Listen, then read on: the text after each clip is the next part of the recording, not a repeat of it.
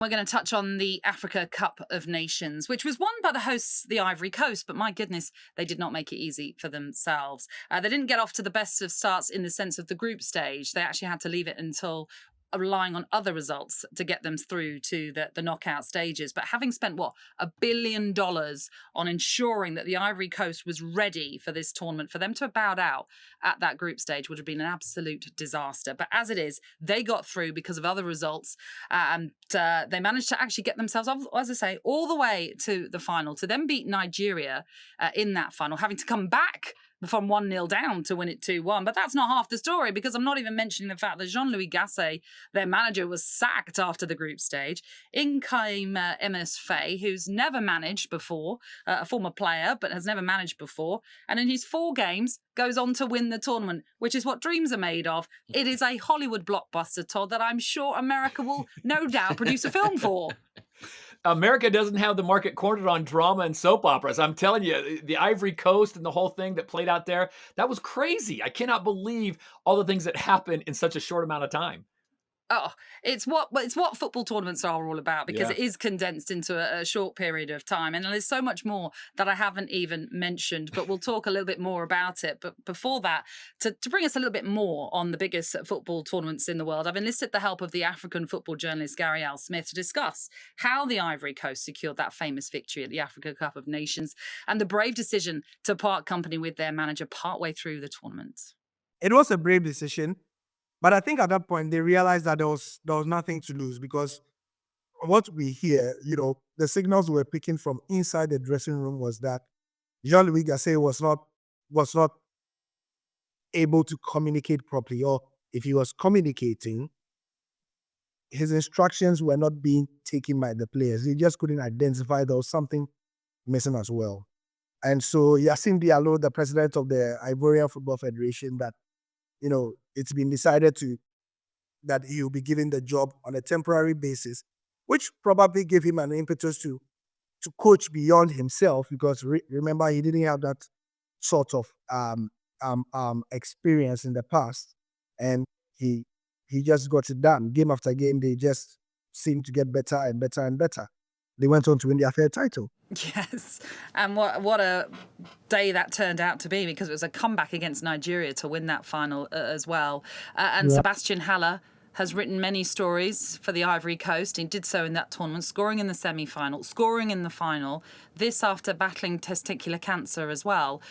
He must be a hero to everybody in the Ivory Coast. Of course, it was the feel-good story that every tournament needs, So in the circumstances that he did, he had a terrible final. Remember, he did nothing in the final, and then they just persisted with keeping him on the pitch, and then with that touch, he got the goal in. I remember the coach, MS Faye, also saying that it must have been fated or written in the stars, because remember, MS Faye took over the leadership of the team on his birthday as well. It really was written in the stars. Exactly.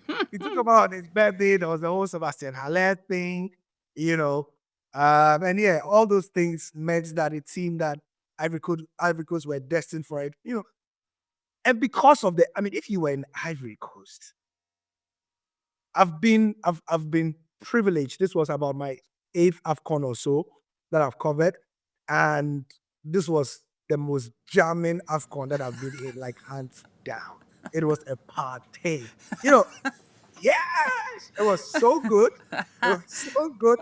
Yeah, and it felt like, guys, you need, for all they've done, the infrastructure, the roads, the quality of the facilities, the pitches and everything, you have to give these people something, So it felt like that, and it seemed just desserts for them to win in the way they did, yes. Just remind us then about those celebrations. When Ivory Coast sealed that victory over Nigeria, what was it like? What were the people like? The hosts, the fans, what were they like? And how did they greet the team when they must have had trophy celebrations? Can't remember? This is your podcast, so at this point, let me just paint it in the minds of the listeners. I'm holding my head, just remembering how chaotic, beautifully and wonderfully chaotic it was. Now, this is Ivory Coast, who just 10 years ago were in the throes of a civil war. Since then, they've had nothing like this. They won their last title in 1992, before this one. They've had the Drogba generation, right? The one in 2015, okay, where they beat Ghana.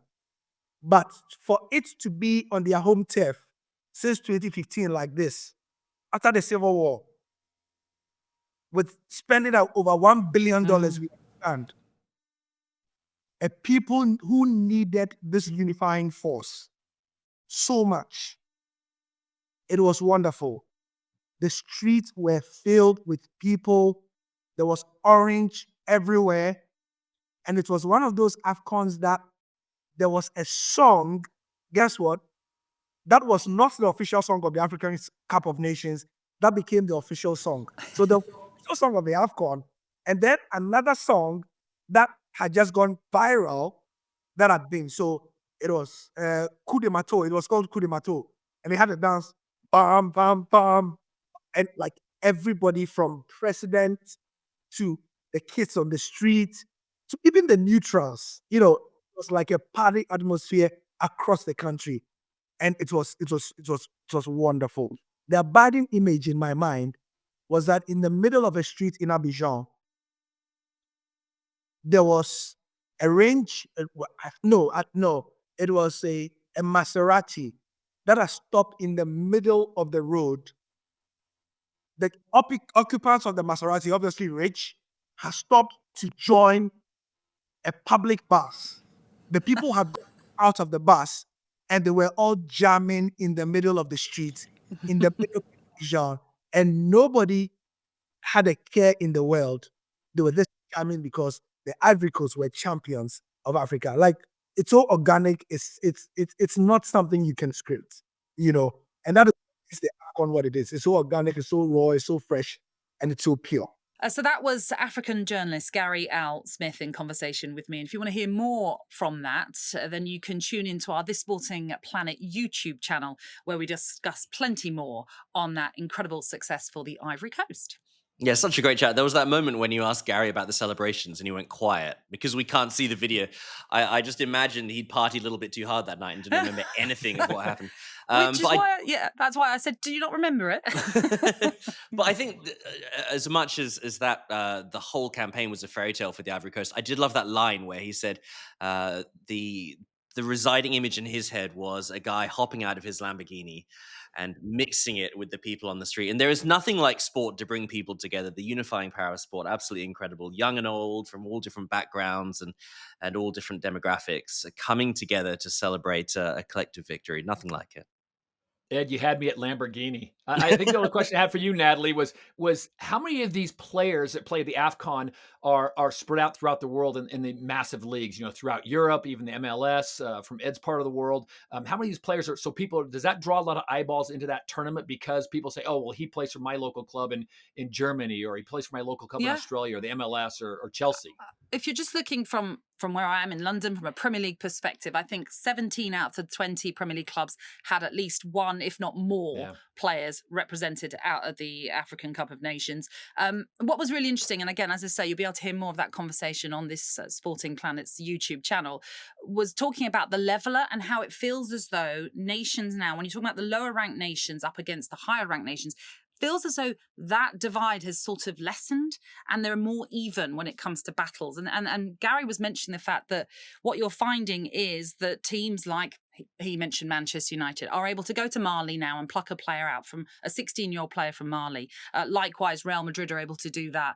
Likewise, Bayern Munich, whoever it is, are able to pick out these players now from maybe slightly lesser known nations when it comes to football, but because they're stars already impacting in those particular clubs that they're at in those African countries, that is now helping to impact across the whole of Africa, that it's now bringing up the level of football. So that's why you're seeing it a little bit more even. We saw that at the Euros. You saw some of the fantastic results, and the Euros is a tournament we'll talk about in future episodes. But you're just seeing a complete sort of change. It's no longer that there's a huge domination of certain countries. We're just seeing that it's becoming a little bit more level, which is what we want ultimately. That it's a fairer playing field across the board, don't we?